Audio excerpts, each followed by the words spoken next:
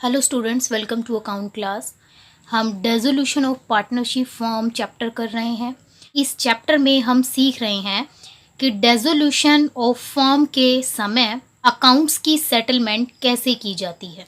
Illustration number 4 लेकर accounts की settlement कैसे की जाती है सीख रहे हैं। पिछले वीडियो में हमने इलुस्ट्रेशन नंबर 4 का रियलाइजेशन अकाउंट बनाना सीखा है। आज के इस वीडियो में हम इस क्वेश्चन के बाकी पार्ट्स सीखने की कोशिश करेंगे। पिछले वीडियो में हम रियलाइजेशन अकाउंट क्या होता है, रियलाइजेशन अकाउंट कैसे बनाया जाता है, ये सीख चुके हैं। इस वीडियो में हम पार्टनर्स कैपिटल अकाउंट कैसे बनाया जाता है, बैंक अकाउंट कैसे बनाया जाता है और रियलाइजेशन अकाउंट से रिलेटेड जर्नल एंट्रीज कैसे बनाई जाती है सीखने की कोशिश करेंगे। इलुस्ट्रेशन नंबर 4 का रियलाइजेशन अकाउंट हम बना चुके हैं। आज हम इलुस्ट्रेशन नंबर 4 का ही पार्टनर्स कैपिटल अकाउंट और बैंक अकाउंट कैसे बनाया जाता है सीखेंगे। पार्टनर्स कैपिटल अकाउंट को शुरू करने के लिए सबसे पहले हम बैलेंस शीट में से पार्टनर्स के जो कैपिटल अकाउंट के बैलेंस है वो ट्रांसफ़र कर लेंगे। ए का कैपिटल अकाउंट का बैलेंस है 1,50,000 और बी का है 90,000 और इन बैलेंस को हम कैपिटल अकाउंट में क्रेडिट की तरफ ट्रांसफ़र कर लेंगे। अगर लायबिलिटी साइड कोई भी रिजर्व और फंड दिया गया है तो उस रिजर्व को भी हम कैपिटल अकाउंट में क्रेडिट की तरफ पार्टनर्स के प्रॉफिट शेयरिंग रेशियो में डिस्ट्रीब्यूट कर देंगे। लेकिन इस क्वेश्चन में कोई भी रिजर्व या फंड नहीं है। रियलाइजेशन अकाउंट में जो भी प्रॉफिट हुआ है उस प्रॉफिट को हमने पार्टनर्स के प्रॉफिट शेयरिंग रेशियो में डिवाइड कर दिया है। तो प्रॉफिट मिलने से पार्टनर्स का कैपिटल अकाउंट बढ़ गया है, तो इसीलिए इस प्रॉफिट को हम पार्टनर्स कैपिटल अकाउंट में क्रेडिट की तरफ रिकॉर्ड करेंगे। तो हम लिखेंगे बाय रियलाइजेशन अकाउंट। ए के हिस्से आया है 5,280 और बी के हिस्से आया है 3,520। अगर पार्टनर्स के हिस्से लॉस आता है तो उसको हम डेबिट की तरफ रिकॉर्ड करेंगे। तो क्वेश्चन में दी गई सभी इंफॉर्मेशन हमने कैपिटल अकाउंट में ट्रांसफ़र कर दी है। अब हम पार्टनर्स को फाइनल पेमेंट करेंगे और फाइनल पेमेंट करने के लिए हम यहाँ पर लिखेंगे टू बैंक अकाउंट। हम यहाँ पर टू बैलेंस कैरी डाउन नहीं लिखेंगे क्योंकि हमें बिजनेस को कंटिन्यू नहीं करना है। तो ए के कॉलम का टोटल है 1,55,280 और बी के कॉलम का टोटल है 93,520।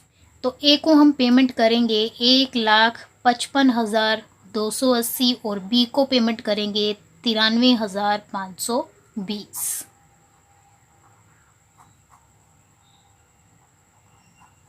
और इसी के साथ हमारा पार्टनर्स कैपिटल अकाउंट कंप्लीट हो गया है। अब हम बनाएंगे बैंक अकाउंट। बैंक अकाउंट को शुरू करने के लिए सबसे पहले हम बैलेंस शीट में से बैलेंस ट्रांसफ़र कर लेंगे।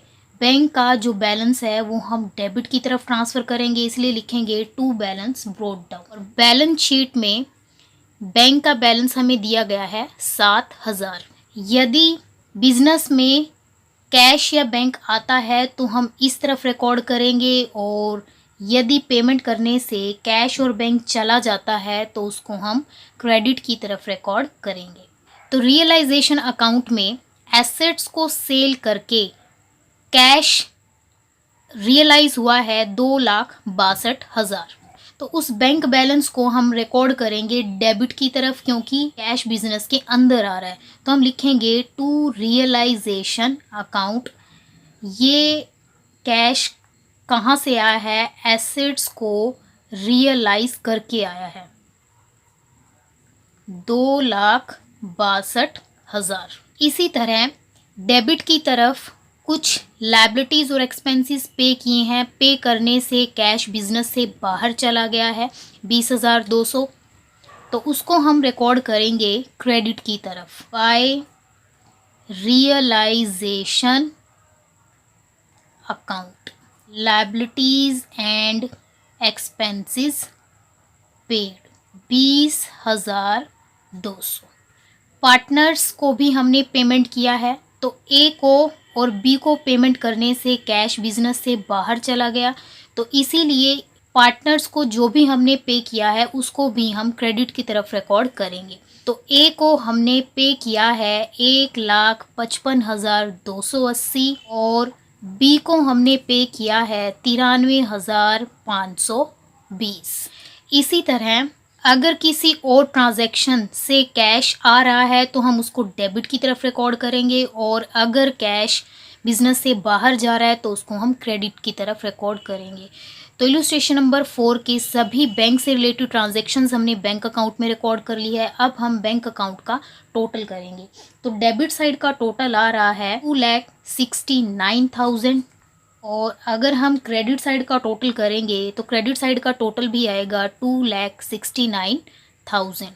यदि हमारा बैंक अकाउंट का डेबिट और क्रेडिट साइड का टोटल बराबर आता है, इट मीन्स हमारा क्वेश्चन बिल्कुल सही है।